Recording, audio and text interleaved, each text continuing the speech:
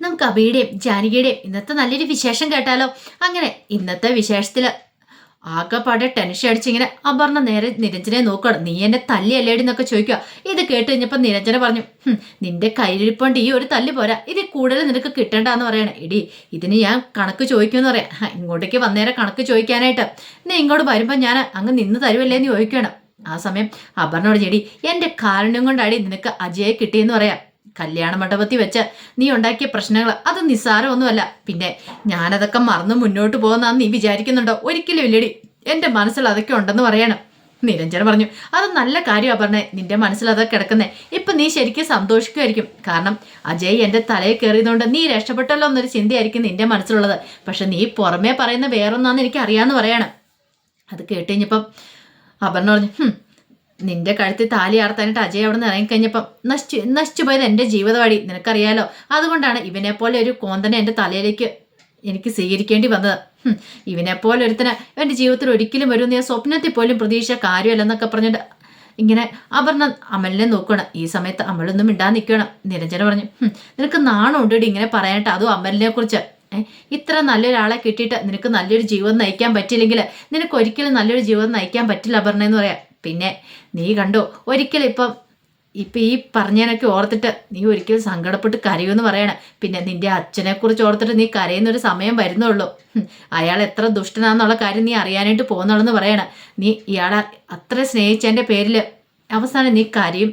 ഈ നിരഞ്ജനയെ പറയണമെന്ന് പറയാം. ഇത് കേട്ട് കഴിഞ്ഞപ്പോൾ അപർണ പറഞ്ഞു, കരയുന്ന ആരാ നമുക്ക് കാണാടി, നീ കണ്ടോ അവസാനം ഇവിടെ നിന്ന് പടി ഇറങ്ങി പോകുന്ന ആ ദിവസത്തിന് വേണ്ടി ഞാൻ കാത്തിരിക്കുക നിരഞ്ജന എന്നൊക്കെ അപർണ പറയണം.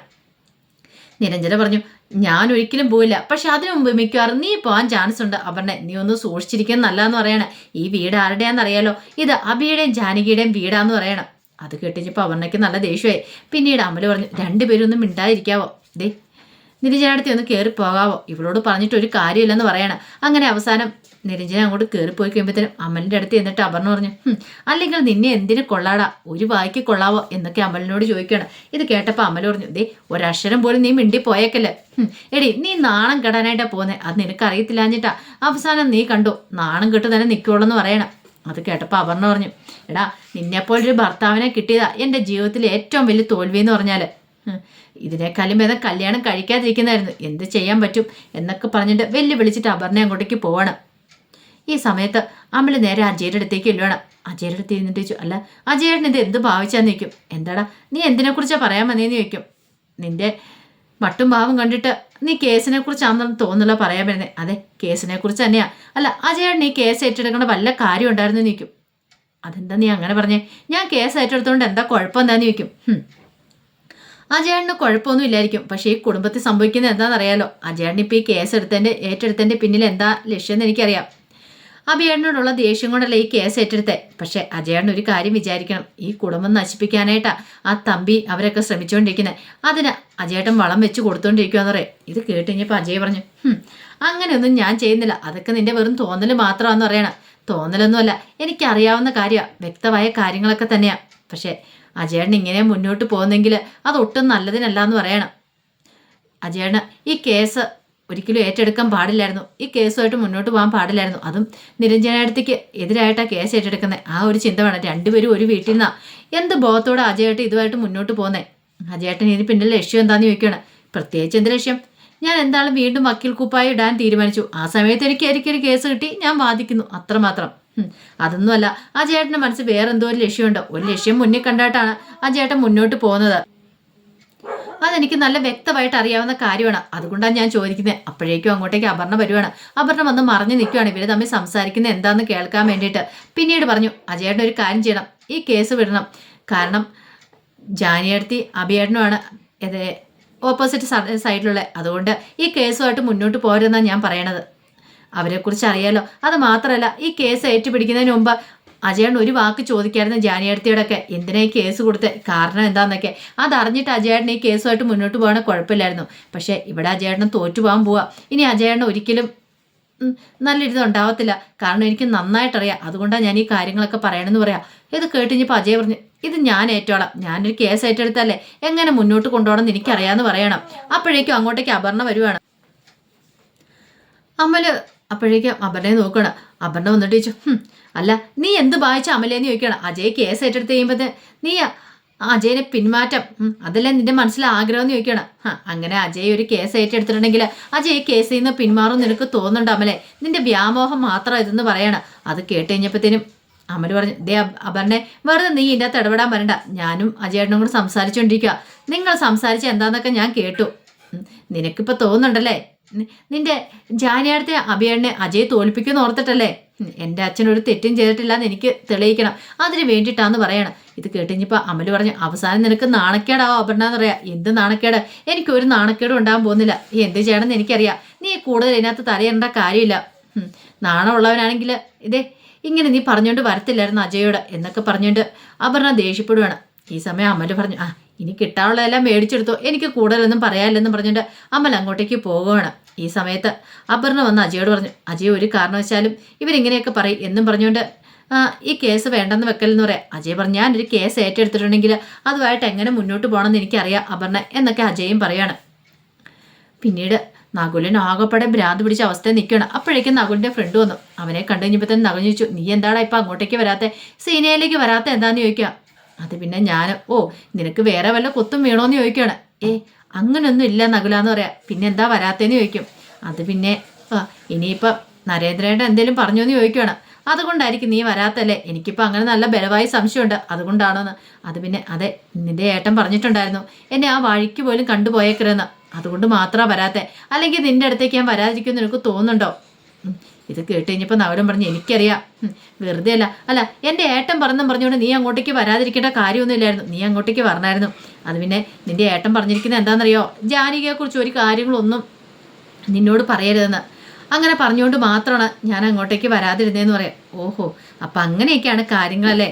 അപ്പം നീ പേടിച്ച് നീ മാളത്തിൽ ഒളിച്ചിരിക്കുമായിരുന്നല്ലേന്ന് ചോദിക്കും.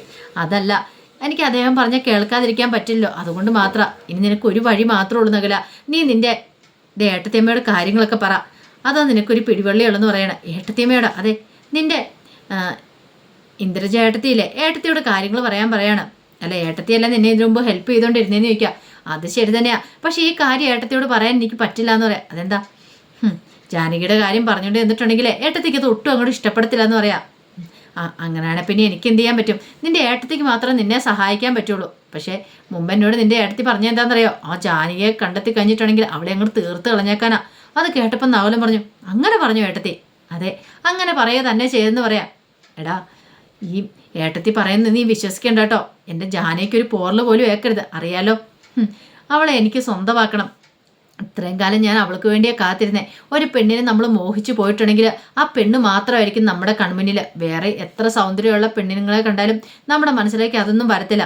ജാനകിയെ ഞാൻ സ്വന്തമാക്കുന്നേ കണ്ടോ, ഒരു റോസാപ്പൂ പറിക്കുന്ന പോലെ ലാഘവത്തോടു കൂടി ആയിരിക്കും. അതിൻ്റെ മുള്ളു പോലും അറിയാതെ വേണം ആ പുഷ്പം കൂടി പറിച്ചെടുക്കാനായിട്ട് എന്നൊക്കെ പറയണം. അത് കേട്ട് കഴിഞ്ഞപ്പം എൻ്റെ കൂട്ടുകാരൻ, നകളുടെ കൂട്ടുകാരൻ പറഞ്ഞു, ഇതൊക്കെ വല്ല നടക്കുന്ന കാര്യമാണോടാ? നടന്നേ മതിയാവുള്ളൂ. നീ എന്നോടൊപ്പം നിൽക്കണം, അല്ലാതെ എൻ്റെ ഏട്ടൻ നരേന്ദ്രനൊപ്പം അല്ല നിൽക്കണ്ടേ. പറഞ്ഞു കേട്ടല്ലോ എന്നൊക്കെ പറയണം. ശരിയിടാന്നും പറഞ്ഞിട്ട് അവൻ അങ്ങോട്ടേക്ക് പോവാണ്. ആ സമയം അഭിയും ജാനകിയും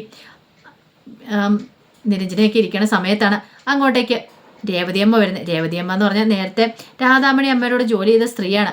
അങ്ങനെ അവരങ്ങോട്ടേക്ക് വന്നു കഴിയുമ്പോഴത്തേനും ജാനകി അഭിയൊക്കെ അങ്ങോട്ട് ചെല്ലുവാണ്. പിന്നീട് ജാനകി വെച്ച് രേവതിയമ്മയില്ലെന്ന് ചോദിക്കുക. അതേന്ന് പറയാണ്. രാധാമണി അമ്മയെ കണ്ടു കഴിയുമ്പോഴത്തേനും ചോദിച്ചു, ആഹാ, ഇതാരും രാധാമണിയോ? എന്താ രാധാമണി ഒന്നും മിണ്ടാതിരിക്കുന്നത്? എന്നെ കണ്ട് നീ എന്താ മിണ്ടാത്തതെന്നൊക്കെ ചോദിക്കുകയാണ്. അത് കേട്ടതും ജാനകി പറഞ്ഞു, അമ്മ ഇങ്ങനെയാ ഇപ്പം, അമ്മ ആരോടും അങ്ങനെ സംസാരിക്കില്ലെന്ന് പറയണേ. സംസാരിക്കില്ലെന്നോ? കമ്പനി ഉണ്ടായിരുന്ന സമയത്ത് വാതോരെ സംസാരിച്ചുകൊണ്ടിരുന്ന ആളെ രാധാമണി, പിന്നെ സംസാരിക്കില്ലെന്ന് പറഞ്ഞ് എനിക്കൊന്നും മനസ്സിലാവുന്നില്ലോ എന്ന് പറയണം. അപ്പോഴേക്കും നിരഞ്ജന പറഞ്ഞു, അതെ ചേച്ചി ഇങ്ങോട്ടേക്ക് വാ, കുറച്ച് കാര്യങ്ങളൊക്കെ പറയാണ്ടെന്ന് പറഞ്ഞ് ഞങ്ങൾ വിളിച്ചുകൊണ്ട് പോവാണ്. പിന്നീട് നിരഞ്ജന കാര്യങ്ങളൊക്കെ പറയണം, രാധാമണിയമ്മയ്ക്ക് സംഭവിച്ചു എന്താന്നൊക്കെ.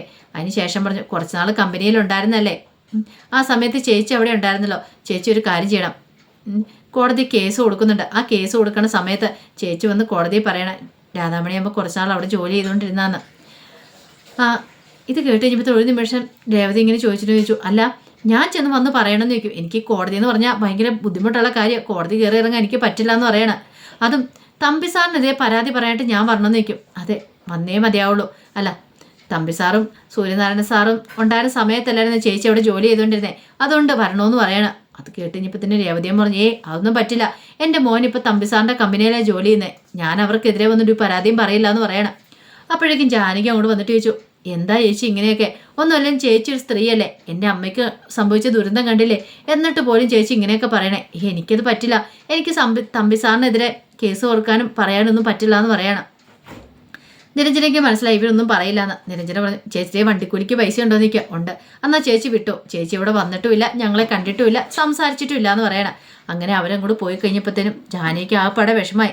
ജാനകി സങ്കടപ്പെട്ട് അവിടെ നിന്ന് കരയണ സമയത്ത് നിരഞ്ജന വന്നിട്ട് പറഞ്ഞു, അതെ ഇങ്ങനെ കേസിൻ്റെ കാര്യങ്ങളൊക്കെ ഇങ്ങനെ ചില സാക്ഷികളും അവരൊക്കെ കാലുമാറുകയൊക്കെ ചെയ്യും, ആ സമയത്ത് നമ്മൾ വേണം പിടിച്ചിരിക്കാനായിട്ട്, ധൈര്യമായിട്ടിരിക്കുക, ഒന്നുകൊണ്ടും വിഷമിക്കേണ്ട ജാനിയടുത്തി, ഈ കേസുമായിട്ട് നമ്മൾ മുന്നോട്ട് പോവുക തന്നെ ചെയ്യും എന്നൊക്കെ പറഞ്ഞ് ജാനകിയെ ആശ്വസിപ്പിക്കുകയാണ്. അതിനുശേഷം നേരെ തമ്പിയുടെ വീട്ടിലേക്ക് ചെല്ലുകയാണ് അജയ്. അങ്ങനെ കോളിംഗ് ബെൽ അടിച്ച് കഴിയുമ്പോഴത്തേനും ചെന്ന് കഥ ഓർക്കുന്ന അപർണയാണ്. അജയ് ആണോ എന്ന് ചോദിക്കണം. അതെ.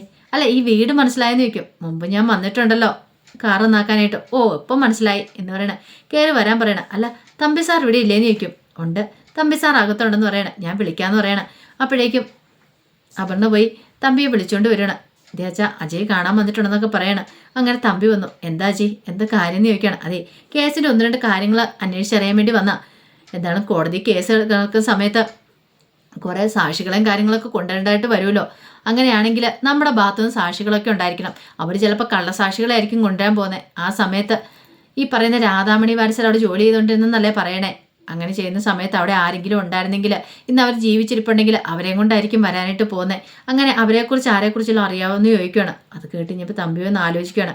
തമ്പി ആലോചിച്ചിട്ട് പറഞ്ഞു ഉണ്ടെന്ന് പറയണം. അത് കേട്ടിഞ്ഞപ്പോൾ അജയ് പറഞ്ഞു, അങ്ങനെയാണെങ്കിൽ നമ്മുടെ കൂടെ കൂടാനായിട്ട് 1-2 പേരെ അങ്ങനെ സംഘടിപ്പിക്കണം, നമുക്ക് കുറച്ചുകൂടെ കാര്യങ്ങളൊക്കെ എളുപ്പമാവെന്ന് പറയണം. അപ്പോൾ അതിൻ്റെ വിശേഷങ്ങളൊക്കെയാണ് നമ്മൾ കാണുന്നത്.